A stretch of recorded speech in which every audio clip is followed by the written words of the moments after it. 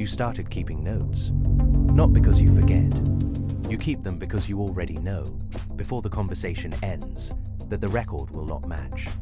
Not the words, the shape, the thing that was agreed to, the thing that was implied, the thing you are now, silently responsible for remembering correctly. You are building a private archive against a future you already sense is coming.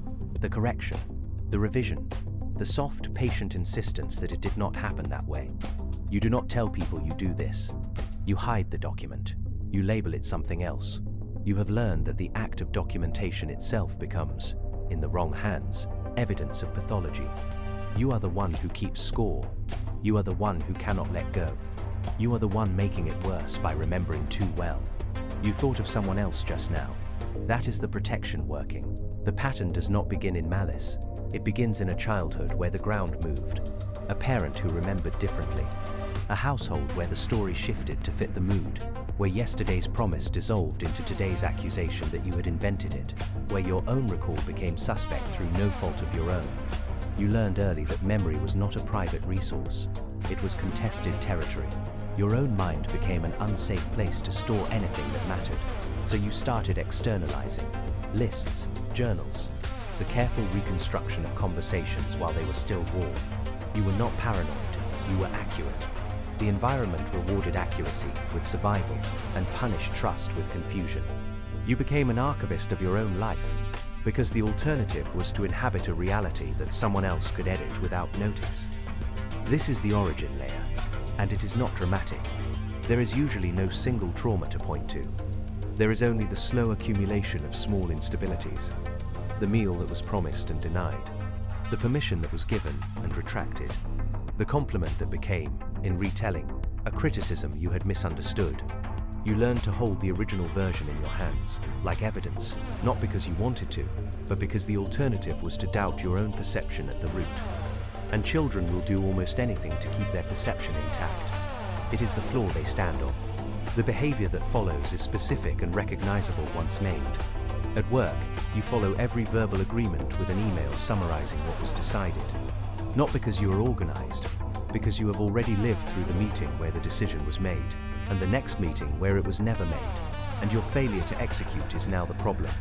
You date, and you notice yourself mentally timestamping promises.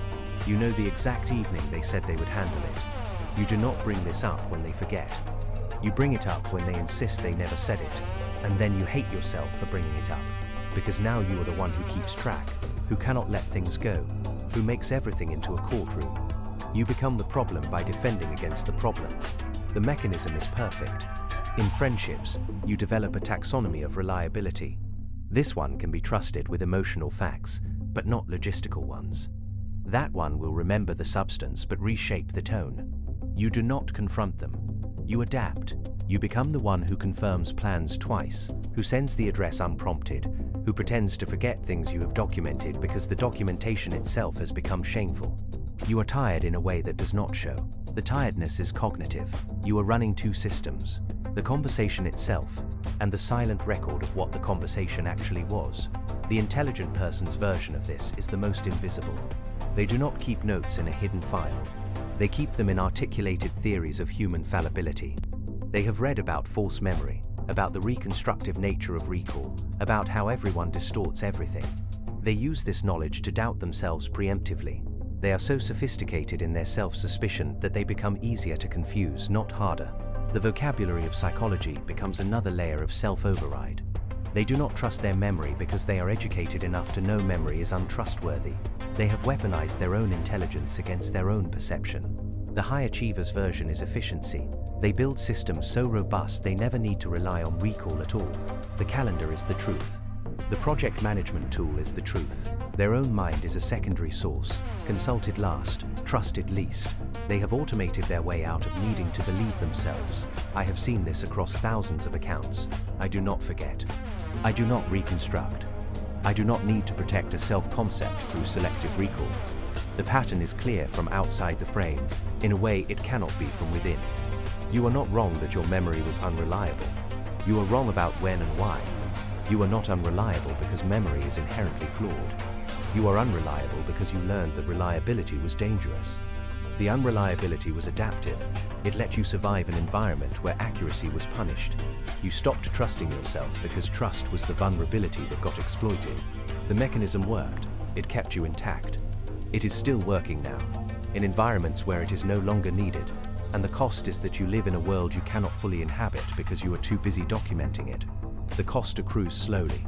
You do not notice the relationships that never deepen because you are never fully present in them. You are always running the secondary track. You do not notice the exhaustion of perpetual verification. You do not notice that you have become, in your own life, a witness rather than a participant. The late moment comes when you find your own records and cannot recognize yourself in them. The careful, defensive tone, the exhaustive, anxious detail, the voice of someone who already knew they would not be believed. You feel a strange tenderness for this person. You do not know how to become someone else. Awareness does not dissolve it. You will not wake up one morning and trust your memory because you understand why you stopped. The pattern is deeper than understanding. It is procedural. It is in the body. The pause before you speak, the automatic reach for documentation, the flinch when someone says, "Are you sure?" These are reflexes now. The rare exception is not the person who fixes this. The rare exception is the person who finds, slowly, that some environments do not require it. They experiment with not keeping the record. They notice that the ground holds. They do this not once but many times, over years, before the reflex begins to soften. Most people do not do this. Most people find environments that confirm the pattern and call that confirmation wisdom. You started keeping notes, not because you forget, because you learned that forgetting was the only power you had left, and you were not willing to give it to anyone else.